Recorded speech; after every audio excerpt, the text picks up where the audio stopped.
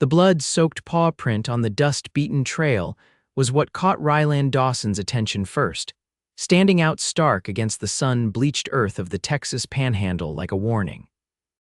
He reined in his chestnut mare, squinting beneath the brim of his weather-worn hat at the crimson trail that meandered erratically across the hardscrabble ground toward a scraggly mesquite thicket. It was the summer of 1875, and the merciless July heat had scorched the land surrounding Val Verde into a pale, gasping thing. Rylan had spent 3 weeks driving cattle from San Antonio, and his body ached with the familiar rhythm of long days in the saddle. He'd been planning to ride straight through to the modest ranch he'd purchased 6 months prior, a patch of land with decent grazing and a small creek that rarely ran dry, but something about that blood trail pulled at him. "What do you reckon, Penny?" He murmured to his horse, who flicked her ears back toward his voice.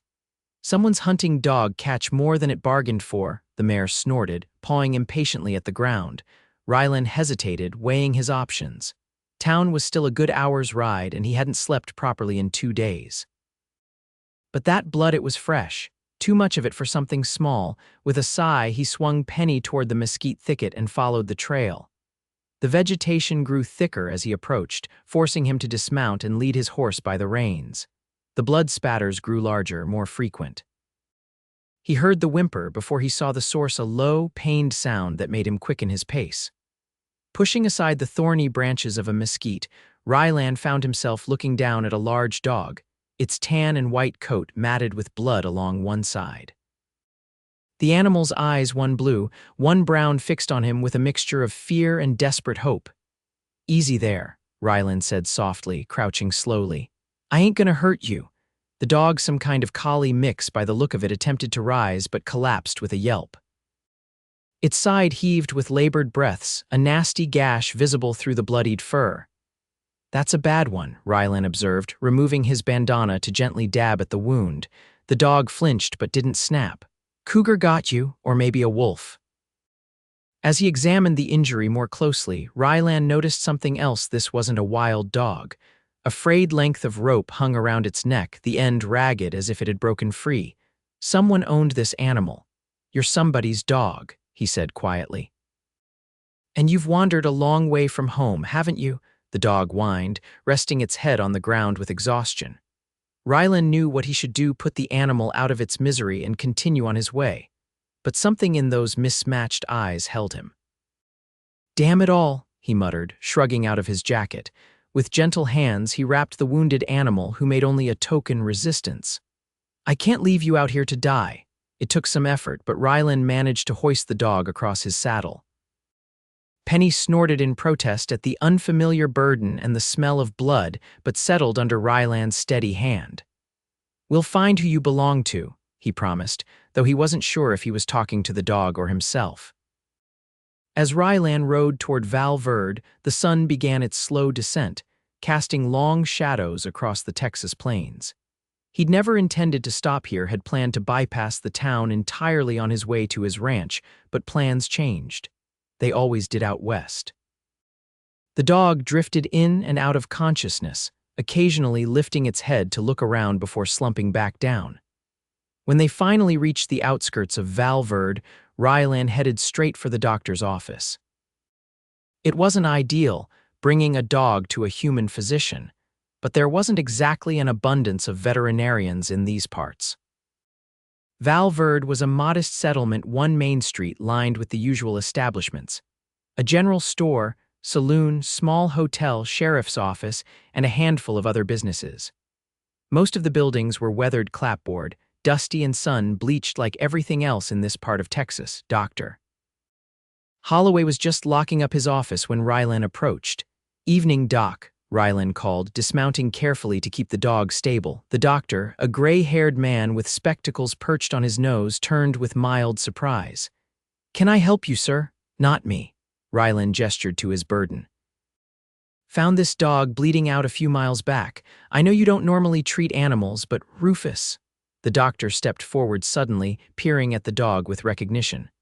"Good Lord, that's Katherine Lawson's dog." The dog's ears perked slightly at the mention of the name, confirming the doctor's identification. Katherine Lawson? Rylan asked. Widow Lawson, lives about 3 miles northeast of town. Dr. Holloway frowned, reaching out to gently examine the dog's wound. Been missing for near a week now, this one. She's been beside herself looking for him. He's hurt bad, Rylan said unnecessarily, cut deep on his flank. Dr. Holloway nodded grimly. I can clean and stitch it, but he'll need proper care afterward. Mrs. Lawson would want to know he's been found. I can take him to her after you patch him up, Rylan offered, surprising himself with the words. He'd planned to be at his own homestead by nightfall, not running errands for strangers. The doctor gave him an appraising look. You new around here, don't believe I've seen you before. Rylan Dawson. Bought the old Fletcher place back in January, been away driving cattle from San Antonio. Well, Mr. Dawson, if you're willing to wait while I tend to Rufus here, I'd be much obliged. The widow Lawson's been through enough without losing her dog, too. Something in the doctor's tone made Rylan curious, but he simply nodded and helped carry the dog into the doctor's office. While Dr. Holloway worked, Rylan learned that Katherine Lawson had lost her husband to typhoid fever the previous winter, leaving her alone to manage their small farm.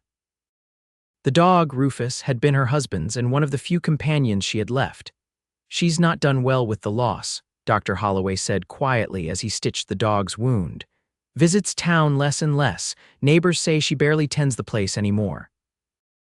Grief takes people different ways, Rylan observed, thinking of his own losses, a sister to cholera, parents to a house fire back in Missouri years ago. That it does. The doctor tied off the final stitch. There. He's lost blood, but the wound's clean now and should heal if infection doesn't set in. By the time Rufus was bandaged and somewhat alert, the sun had set completely. Dr. Holloway offered to keep the dog overnight, but Rylan found himself strangely reluctant to leave the animal. I'll take him now, he decided. Get him back home sooner. The doctor provided directions to the Lawson farm and a small bottle of laudanum for the dog's pain. Rylan carefully positioned Rufus in front of him on the saddle, the dog's head resting weakly against his arm. The widow might not be too welcoming of strangers, Dr. Holloway warned as Rylan prepared to leave. Especially not after dark. I'll be careful, Rylan promised, touching the brim of his hat in farewell. The 3-mile ride took longer than usual with his injured passenger. The night was clear, stars scattered like salt across the vast Texas sky, providing just enough light to follow the trail. Rylan felt the dog's warmth against him, the steady rise and fall of its breathing a reassurance that the animal was still fighting. Almost there, boy, he murmured as they crested a small rise. In the valley below, a small farmhouse stood dark and silent. A barn leaned slightly to one side and fenced fields stretched behind the structures. Even in the dim light, Rylan could see that the place had seen better days. The fields appeared untended, and part of the fence had collapsed. As they approached, Rylan noticed a faint light in one of the windows, a single candle or lamp burning. He stopped at the gate to the front yard, unsure of his welcome. Showing up at a woman's homestead in the dead of night was asking to get shot. "Hello, the house," he called, keeping his voice firm but unthreatening. "Mrs. Lawson." For a long moment, there was no response. Then the door creaked open a few inches and the barrel of a shotgun poked through the gap. "Who's there?" A woman's voice, rough as if unused to speaking. "State your business or ride on." "Name's Rylan Dawson, madam. I've brought your dog home." There was a sharp intake of breath, and then the door swung wider. A slender figure stepped onto the porch, the shotgun still raised cautiously. "Rufus? You found Rufus?" "Yes, madam. He's hurt, but Dr. Holloway patched him up." The shotgun lowered slightly. "Bring him in, quickly." Rylan dismounted carefully, gathering the dog in his arms. Rufus whined softly, seeming to recognize home. As Rylan approached the porch, the woman set aside her shotgun and hurried down the steps. "Oh, Rufus," she breathed, her hands gently touching the dog's head. In the faint light spilling from the doorway, Rylan caught his first glimpse of Katherine Lawson. She was younger than he'd expected, perhaps 30 or so, with dark hair pulled back in a simple knot. Her face was pale and drawn, with shadows beneath her eyes speaking of sleepless nights. She wore a simple dress that hung loosely on her frame, suggesting recent weight loss.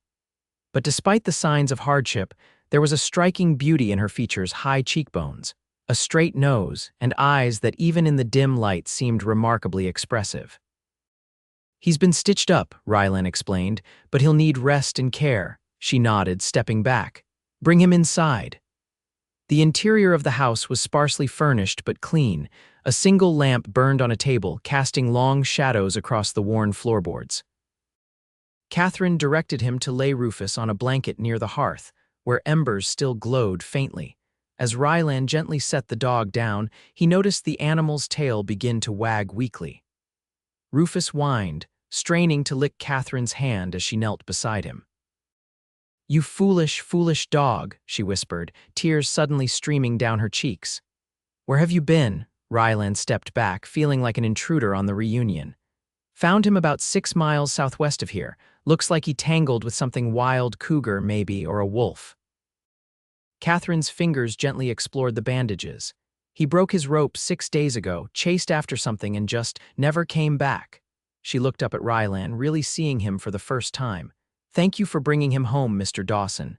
"Just Rylan, madam, and it was no trouble." A ghost of a smile touched her lips. "I doubt that. Doc's office is in the opposite direction from here, and it's well past dark." Rylan shrugged. "Couldn't leave him out there." Something in her expression softened slightly. She rose to her feet, smoothing her skirt with hands that trembled just slightly. "You must be tired and hungry. The least I can offer is coffee and something to eat." "That's kind, but not necessary. Please." The word seemed to cost her something. I don't get visitors often." "And you've done me a service I can't repay." Rylan hesitated, then nodded. "Coffee would be welcome, then." While Katherine busied herself at the stove, Rylan took the opportunity to observe the room more closely. It was a simple homestead interior: a table with 4 chairs, a small sofa, a rocking chair near the hearth. But there were touches that spoke of better times. A small bookshelf filled with well-worn volumes, a quilt of intricate design draped over the sofa, a vase of wildflowers now wilted on the sideboard. On the mantel stood several framed photographs. One showed a younger, smiling Katherine beside a tall man with kind eyes and a serious expression. Her husband, Rylan presumed. Another showed the same man kneeling beside a younger Rufus. The photographs were positioned precisely, lovingly maintained, while other aspects of the home showed signs of neglect. "He was a good man," Katherine said quietly, noticing the direction of Rylan's gaze. She set a cup of coffee before him. "Thomas, my husband." "I'm sorry for your loss, madam." She nodded, an automatic acknowledgement of his sympathy. "Dr. Holloway told you, I suppose. Just that typhoid took him last winter." Katherine sat across from him, her own coffee untouched. "December 18th, 4 days before Christmas." Her voice was flat, emotionless, as if she'd rehearsed the facts until they lost their power to wound.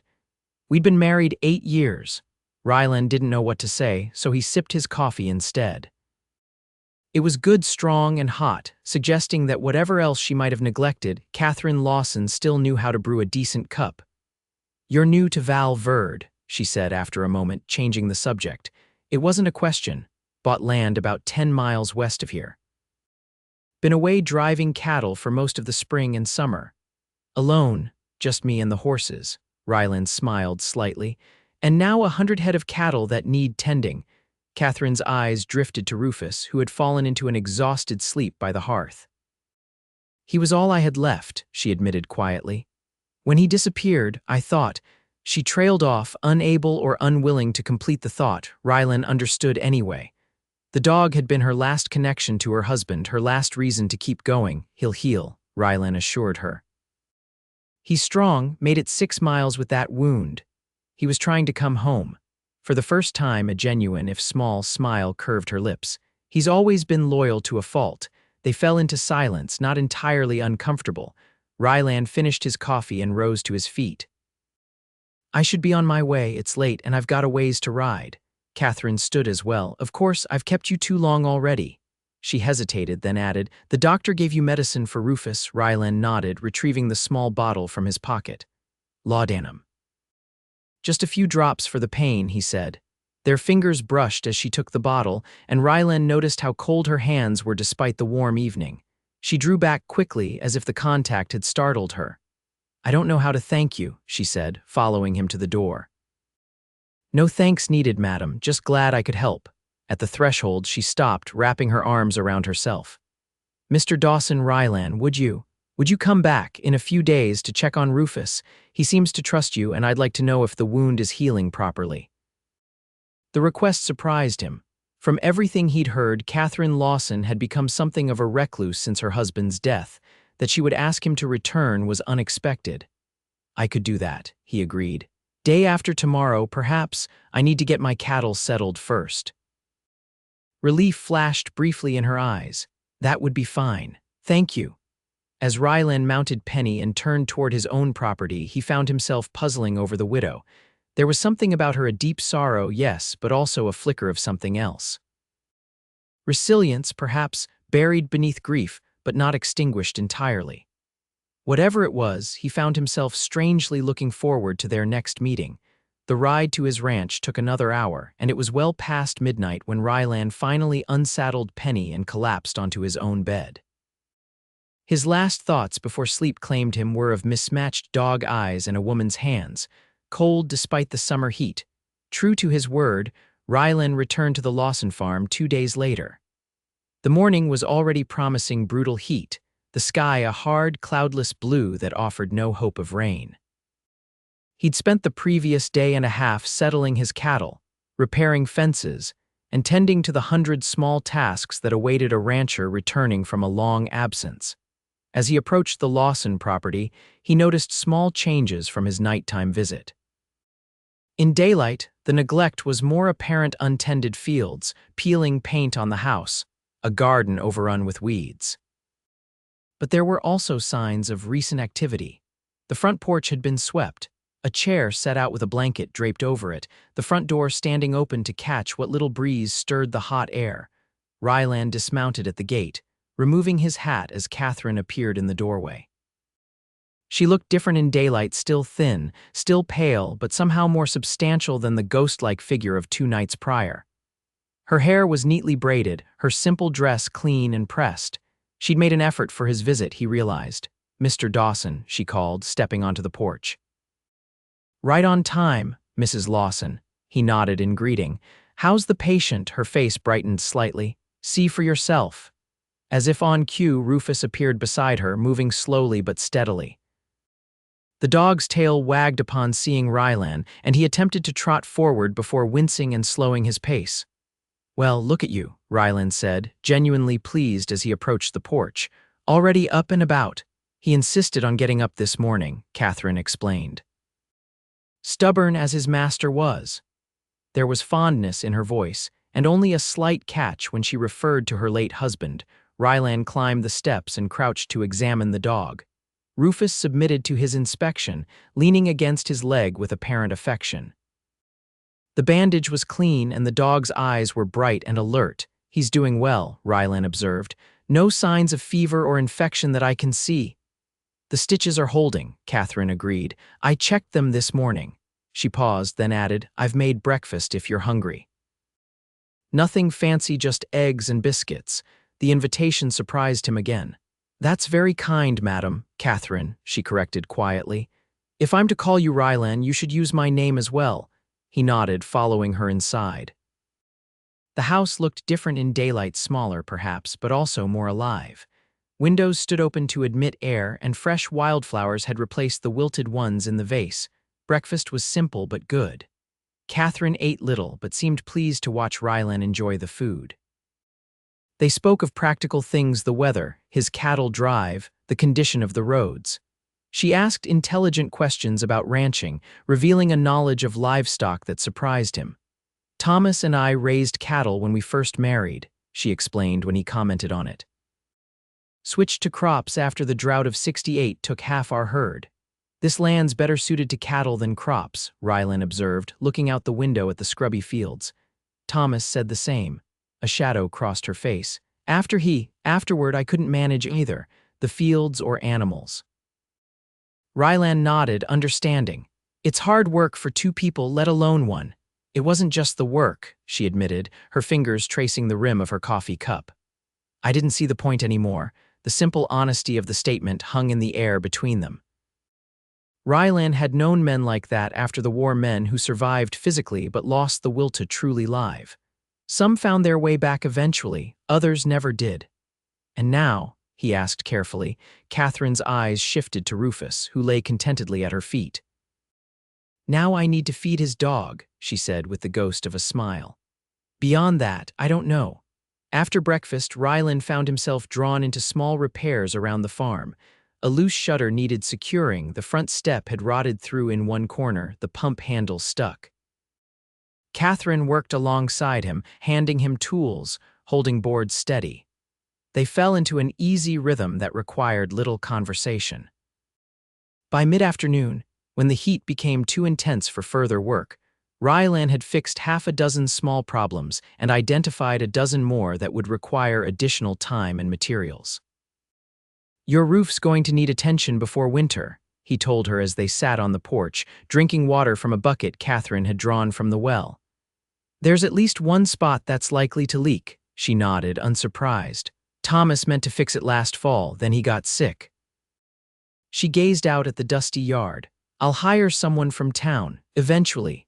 Rylan hesitated, then offered, I could do it. Got to fix my own roof anyway, might as well order enough supplies for both. Katherine turned to look at him, her expression unreadable. Why would you do that? The question was direct, almost challenging. Rylan considered his answer carefully. Because it needs doing, he said finally, and because neighbors help each other out here. We're hardly neighbors. Your ranch is 10 miles away. Out here, that's practically next door, he pointed out with a slight smile. She didn't return the smile, but some of the tension left her shoulders. I can't pay you, not right away. Wasn't asking for payment. Catherine's eyes narrowed slightly. I don't accept charity, Mr. Dawson. Rylan, he reminded her, and it's not charity, it's... He searched for the right word. An investment. In what? In knowing there's someone nearby who'll do the same for me if I need it. It was true enough, if not the whole truth. Something about Katherine Lawson and her wounded dog had gotten under his skin in a way he hadn't experienced in a long time. She studied him for a long moment, as if trying to discern his true motives. Finally, she nodded once. All right, but I'll find a way to repay you one way or another. As Rylan prepared to leave, Katherine disappeared into the house, returning with a small package wrapped in cloth. Biscuits, she explained, handing it to him, for your breakfast tomorrow. It was a small gesture, but significant coming from a woman who'd apparently withdrawn from most human contact. Rylan accepted the package with a nod of thanks. I'll be back in a few days with supplies for that roof, he promised. Keep an eye on Rufus's stitches. They should be ready to come out in about a week. Katherine stood on the porch, one hand resting on Rufus's head as Rylan rode away. He resisted the urge to look back, but he could feel her eyes following him until he crested the rise and disappeared from view. Over the next few weeks, a pattern emerged.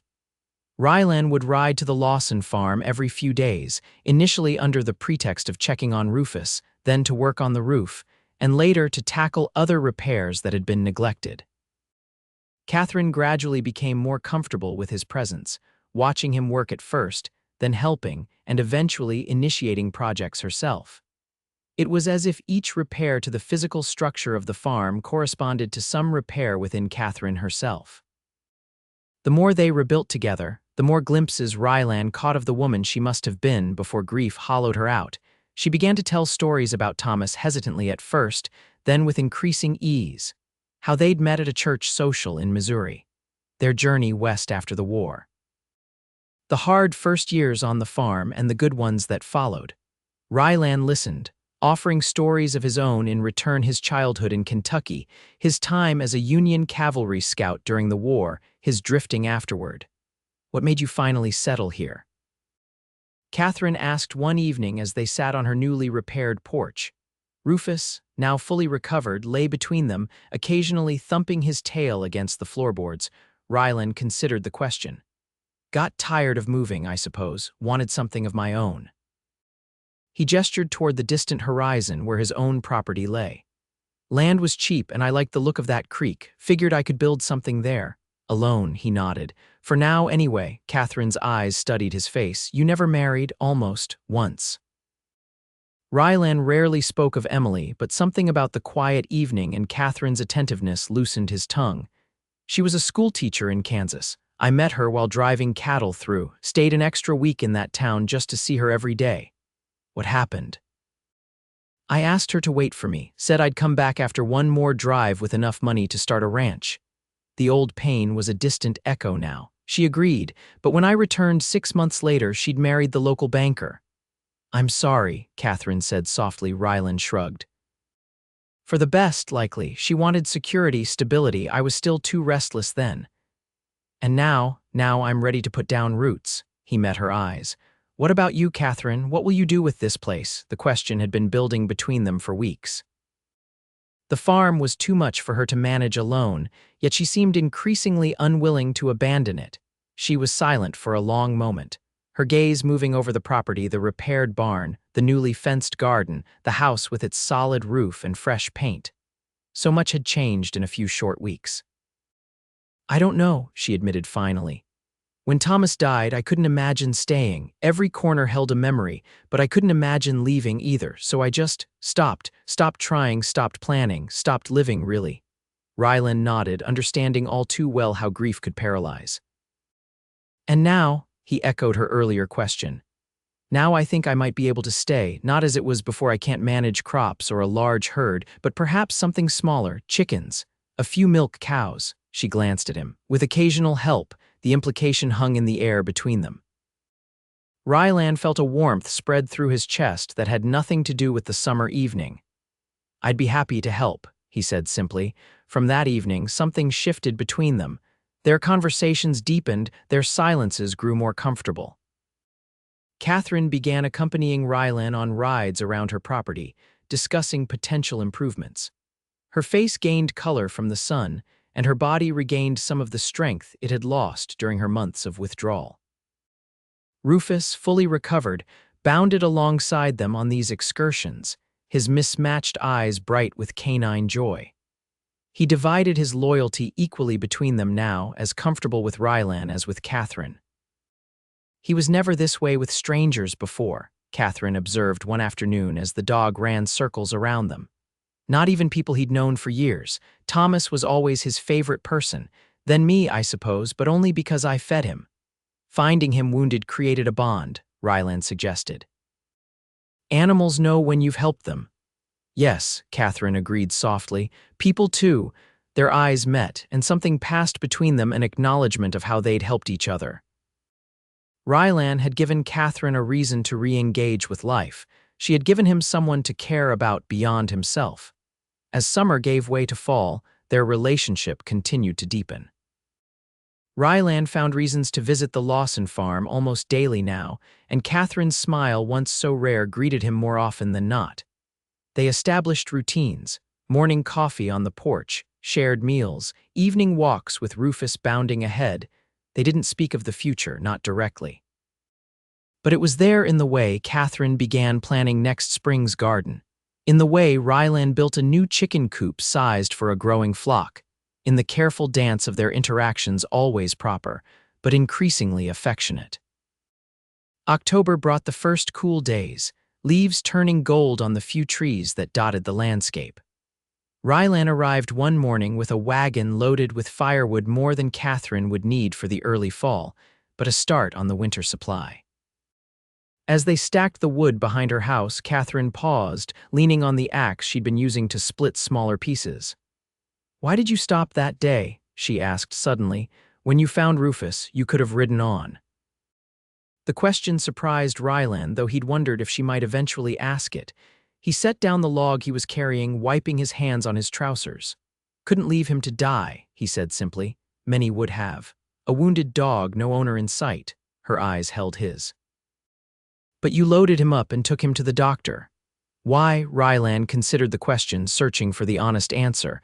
"I've seen enough death," he said finally. "During the war, after, seen how cheap life can become when people stop valuing it. I guess I decided a long time ago that I wouldn't be the kind of man who rides past suffering if I could help." Katherine nodded slowly, accepting his answer. "I'm glad," she said softly. "Not just for Rufus, for me too." She hesitated, then added, "I wasn't living, Rylan, I was just existing. Waiting to die, I think, though I couldn't admit it even to myself." The confession hung in the crisp autumn air between them. Rylan took a step closer, close enough that he could see the flecks of gold in her brown eyes. "And now?" he asked, echoing their earlier conversations. "Now I want to live again." Her voice was barely above a whisper. "Because of you, because you stopped that day." The distance between them seemed to vanish. Rylan reached out slowly, giving her time to step away if she wanted. When she didn't, he gently touched her cheek, his calloused fingers brushing against her skin with a tenderness that surprised them both. "Katherine," he said, her name a question and an answer all at once. She leaned into his touch, her eyes closing briefly. When they opened again, they held a certainty that took his breath away. "Yes," she said simply, and reached for him. Their first kiss was gentle, hesitant, the kiss of two people who had forgotten what it meant to be close to another human being and were relearning the language of touch. When they drew apart, Katherine's eyes were bright with unshed tears, but she was smiling. "I didn't think I would ever feel this way again," she admitted. "After Thomas, I thought that part of me had died with him." Rylan touched his forehead to hers. "I know," he said quietly. "I felt the same after Emily in a different way. Like maybe I'd missed my chance. And now I think maybe life gives us second chances if we're brave enough to take them." That evening, they sat closer together on the porch, their hands intertwined. Rufus lay at their feet, occasionally raising his head to look at them with what seemed like canine approval. They spoke of practical things, the coming winter, the work still to be done on both their properties, the challenges of merging two separate lives. "I won't rush you," Rylan promised as the stars began to appear above them. "We have time." Katherine squeezed his hand. "Not too much time," she said with a small smile. "I'm 32, Rylan, not a young girl anymore." "You're young enough," he assured her, bringing her hand to his lips. "And worth waiting for." As October turned to November, their courtship progressed with a steady certainty. Rylan began dividing his time equally between his ranch and Katherine's farm, often staying at her place until after dark before riding home. The people of Valverde noticed. Of course, small towns always did, but the gossip was generally kind. The widow Lawson deserved happiness after her loss, most agreed, and Rylan Dawson had proved himself a hard-working, decent man, doctor. Holloway, encountering them together in town one afternoon, merely smiled and tipped his hat. "Good to see you looking so well, Mrs. Lawson," was all he said, but his approving glance between them spoke volumes. The first snow came in early December, a light dusting that turned the landscape silver. Rylan arrived at Katherine's farm to find her standing in the yard, face tilted up to the gently falling flakes, laughing as Rufus pranced around her, snapping at the snow. The sight stopped him in his tracks. She was beautiful, cheeks flushed with cold, dark hair contrasting with the white flakes that caught in it, eyes bright with simple joy. In that moment, he knew with absolute certainty that he wanted to build a life with this woman. "Katherine," he called, dismounting and walking toward her. She turned, her smile widening at the sight of him. "Isn't it beautiful?" she said, gesturing to the transformed landscape. "You're beautiful," he replied, and watched her blush deepen. That evening, as they sat before the fireplace in her small parlor, Rufus snoring softly on the hearth rug, Rylan took her hand in his. "I've been thinking," he began, suddenly nervous despite his certainty. "About the future, our future." Katherine's eyes met his, steady and warm. "So have I. My place has better grazing land," he continued. "But yours has better water and the orchard. Between the two properties, we could build something good, something lasting." She squeezed his hand, encouraging him to continue. "I'm not proposing we forget the past," Rylan said carefully. "Thomas will always be part of your life, part of this place. I wouldn't ask you to change that." "I know," she said softly. "Just as Emily will always be part of what made you who you are today." Rylan nodded, grateful for her understanding. He took a deep breath, then slid from his chair to one knee before her, still holding her hand. "Katherine Lawson, would you do me the honor of becoming my wife? Not to replace what you had, but to build something new together, Tears welled in her eyes, but her smile was radiant. "Yes," she whispered. "Yes, Rylan Dawson, I will marry you." He reached into his pocket and withdrew a small, simple ring, a band of silver with a single pearl, not ostentatious but beautiful in its simplicity. "It was my mother's," he explained as he slid it onto her finger. "My father gave it to her when they had nothing else." Katherine looked at the ring, then back at Rylan, her eyes shining. "It's perfect," she said, and leaned forward to seal their engagement with a kiss. They were married 2 weeks later in the small church in Valverde with Dr. Holloway giving the bride away and Rufus serving as an unofficial ring bearer, the bands tied to his collar with a ribbon. The ceremony was simple, attended by the handful of people they'd come to know in the community, but filled with a quiet joy that touched everyone present. "Never thought I'd see Katherine smile like that again," the general store owner's wife whispered to her husband during the reception at the town's small hotel. "That man brought her back to life." "They brought each other back," her husband corrected, watching as the newlyweds shared a dance, their eyes never leaving each other's faces. That night, Rylan carried his bride across the threshold of what had been her home and was now theirs. Rufus followed, circling excitedly as if aware of the significance of the occasion. "Welcome home, Mrs. Dawson," Rylan said softly, setting Katherine on her feet but keeping his arms around her. "It feels like home again," she replied, leaning into his embrace, "because of you." Later, as they lay together in what was now their bed, Katherine traced the lines of Rylan's face with gentle fingers.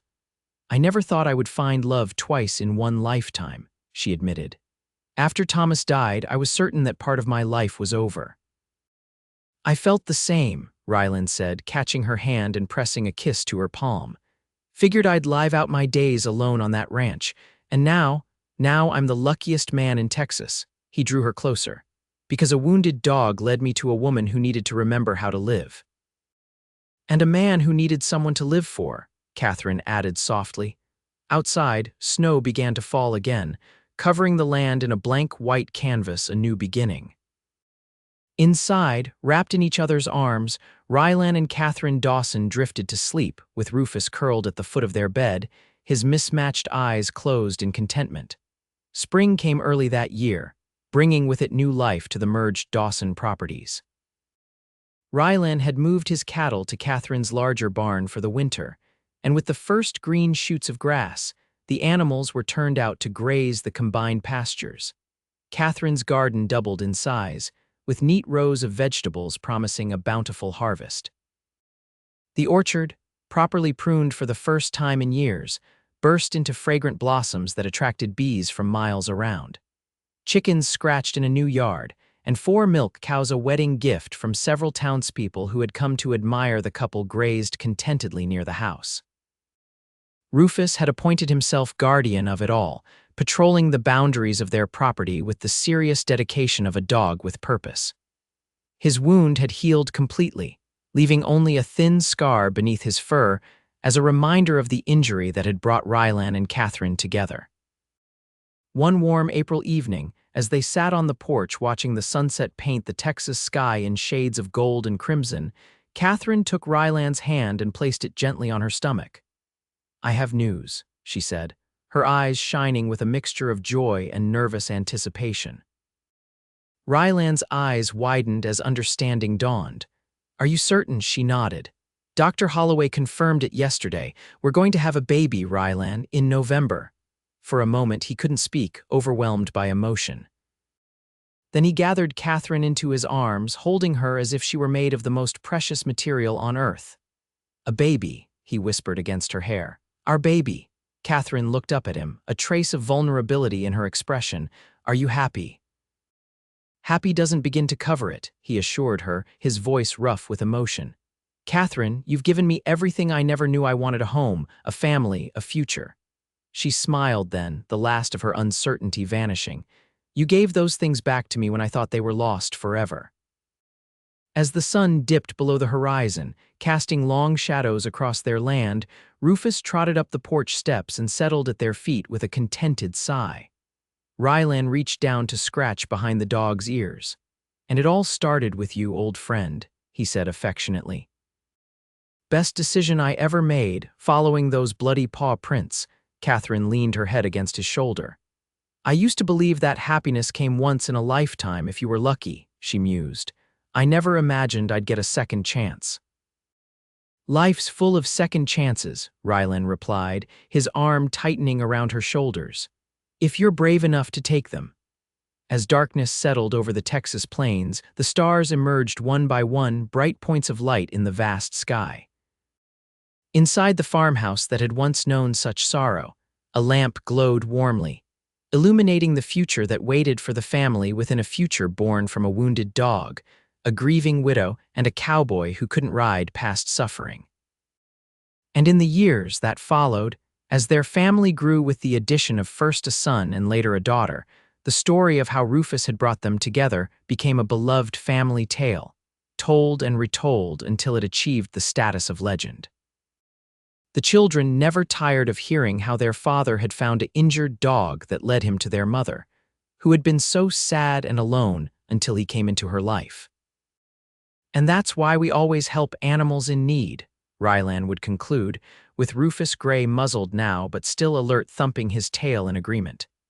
Because sometimes in saving them, you end up saving yourself. Katherine would listen to these tellings with a quiet smile, her hand often finding Rylan's as the story reached its happy conclusion. The dark days of her grief had not been forgotten, but they had been transformed through love into the foundation of something beautiful and enduring. Together, the Dawsons built a prosperous ranch that became known throughout the county for its fine cattle and generous hospitality. Their home became a gathering place for neighbors, a safe haven for travelers, and always a sanctuary for any stray or injured animal that found its way to their door. And through it all, through the joys and sorrows that life inevitably brings, Rylan and Katherine remained each other's strength and solace, bound together by the love that had blossomed unexpectedly from one small act of kindness on a dusty Texas trail.